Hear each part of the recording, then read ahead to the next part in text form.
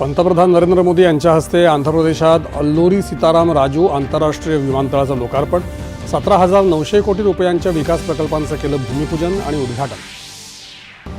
आंदोलनादरम्यान भरकटलेल्या तरुणांना मार्गदर्शन करणं ही काळाची गरज असल्याचं पंतप्रधान नरेंद्र मोदी यांचं प्रतिपादन।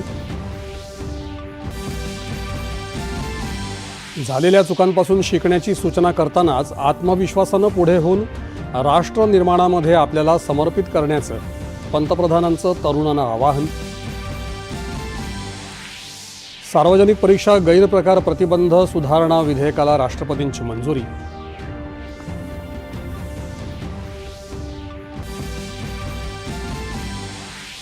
केंद्रीय गृहमंत्री अमित शहा यांच्या हस्ते राष्ट्रीय सुरक्षा सल्लागार अजित डोवाल यांना प्रतिष्ठेचा लोकमान्य टिळक राष्ट्रीय पुरस्कार प्रदान।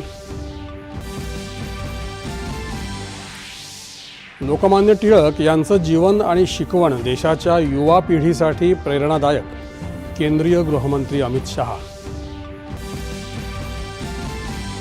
लोकमान्य टिळकांप्रमाणेच देशभक्तीच्या भावनेनं आयुष्यभर राष्ट्रसेवा करणाऱ्या अजित डोवाल यांचा या पुरस्कारानं गौरव होत असल्याचा आनंद मुख्यमंत्री।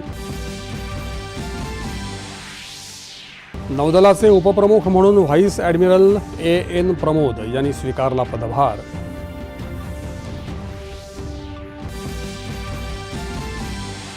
मुंबईत छत्रपती शिवाजी महाराज टर्मिनस ते सावंतवाडी रोड दरम्यान नियमित एक्सप्रेस रेल्वेगाडी सुरू करण्यासाठी रेल्वेची मंजुरी, कोकणातल्या प्रवाशांची मोठी सोय।